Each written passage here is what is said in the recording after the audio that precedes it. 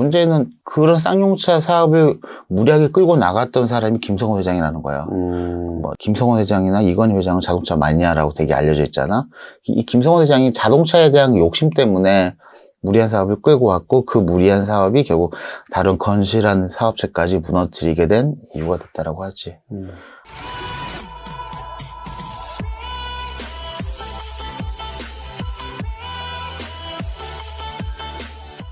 태영아, 너 국내 자동차 회사 어디 알고 있어?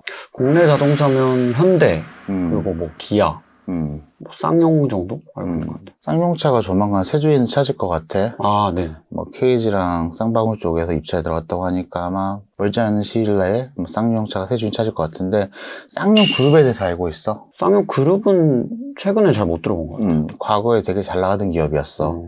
그 기업이 해체되고 24년 만에 쌍용의 이름 자체가 최근 들어서 다시 재주목을 받고 있는 것 같아서 오늘은 과거 잊혀진 영광 쌍용이 어떤 그룹이었고 왜 망했으며 지금 어떤 상황이 어떻게 변해가고 있는지 그 얘기 좀 해보려고 해. 쌍용은 1990년대까지만 해도 우리나라 대표하는 대기업 중에 한 곳이었어. 보통 재개설 수익 같은 거 뽑으면은 네가 알고 있는 우리나라 대기업 하면 어디가 있어? 뭐 삼성, 현대. 보통 거기에 플러스 들어가는 회사들이 뭐 약간 변하긴 하는데, 과거에 그 자리에 들어갔던 회사들이 대우랑 쌍용이 있었어. 난 재계 한 5, 6위 정도 했으니까 지금으로 치면 롯데나 포스코 정도 되는 기업이었어. 상당히 큰 기업이었지. 그런데 그 기업이 IMF 외환위기를 이기지 못하고 결국 무너지고 말았어. 그룹은 해체됐고 그 산에 있는 기업들이 다 뿔뿔이 흩어지고 말았지. 오늘은 그 쌍용에 대해 한번 알아보려고 하는 건데, 쌍용의 시작점 한번 살펴봐야 될 것 같아. 쌍용은 김성곤 창업주가 만든 회사야. 이분은 약간 되게 재미난 일을 가지고 있는 분인데, 이분이 처음 사업에 뛰어든 건 1939년이라고 해. 고향은 대구 달서구라고 하는데 이제 그쪽에서 비누 공장을 시작하셨다고 해. 이제 이분이 본격적으로 쌍용이라는 회사를 시작하게 된 계기는 1962년도쯤 될 거야. 쌍용양해를 창업하시거든. 왜 쌍용이었을까? 두 마리의 용? 딱히 이유가 있었던 건 아닌 것 같아. 당시 쌍용양해가 들어섰던 강원도 영월 공장이 영월군 쌍용리였대. 그래서 그냥 그 지역 이름이 좋고 나쁘지 않잖아.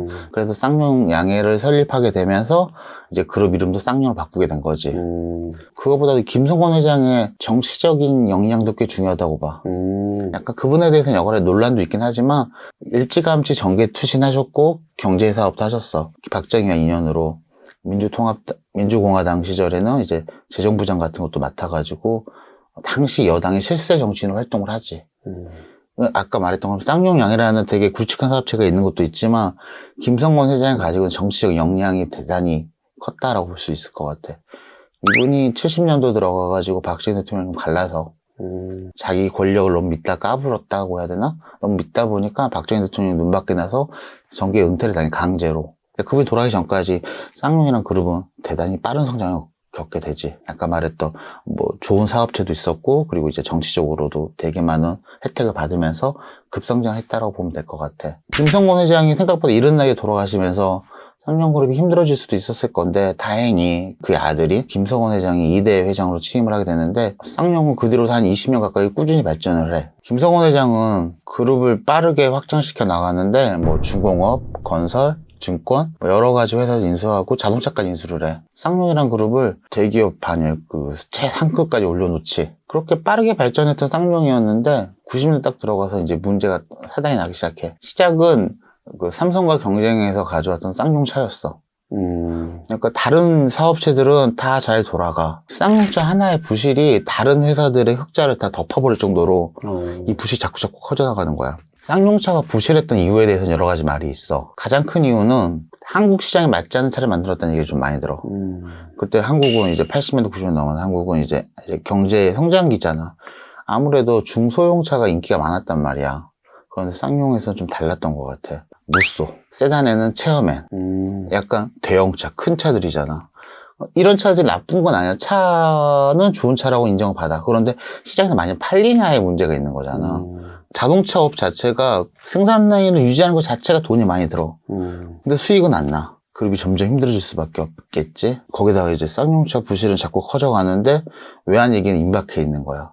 이러다 보니까 이제 김성호 회장께서는 이제 쌍용차를 매각하려고 했다라고 해. 뭐 매각 대상자는 뭐 삼성이나 대우 정도였다라고 하고 양쪽이랑 협상을 계속 진행해 왔었는데 이게 좀 적당한 가격이 나오지 않으니까 결국이 딜레이됐고 결국에는 쌍용차 부실을 아는 채 IMF가 터져버려. 뭐 그 뒤로는 그냥 주풍다격 그냥 우후죽순 다 쓰러져 나가는 거야. 기업들, 그룹체들이 하나씩 무너져 나가기 시작했고 그리고 하나씩 팔려 나가서 결국 2006년도 그룹이 완전 해체가 되지. 문제는 그런 쌍용차 사업을 무리하게 끌고 나갔던 사람이 김성호 회장이라는 거야. 뭐 김성호 회장이나 이건희 회장은 자동차 마니아라고 되게 알려져 있잖아. 이 김성호 회장이 자동차에 대한 욕심 때문에 무리한 사업을 끌고 왔고 그 무리한 사업이 결국 다른 건실한 사업체까지 무너뜨리게 된 이유가 됐다라고 하지. 뭐 그런 의미에서 쌍용의 그 몰락은 당시 한국 경제 가지고 있는 되게 취약한 모습 그리고 좋지 않았던 모습의 결정체 같이 느껴지기도 하네. 쌍용그룹이 해체된 다음에 쌍용의 주요 계열사들이 다 시장에 나와. 그 계열사들 살펴보면 꽤 알짜 회사들이 많아. 너가 지금 알 만한 뭐 당시 무역을 했던 쌍용 같은 경우는 지금 GS 글로벌로 이름이 바뀌어 있고 이거 말고도 이제 쌍용 투자증권 같은 경우는 지금 신한금융투자의 전신이야. 뭐 쌍용 중공업 같은 경우는 STX 그룹, STX로 이름이 바뀌어 있는 상태고 뭐 그 외에도 여러 가지 회사들이 여전히 존재를 해. 그러니까 만약 그런 회사들이 문제가 있었다면 지금까지 존재할 수 없었겠지.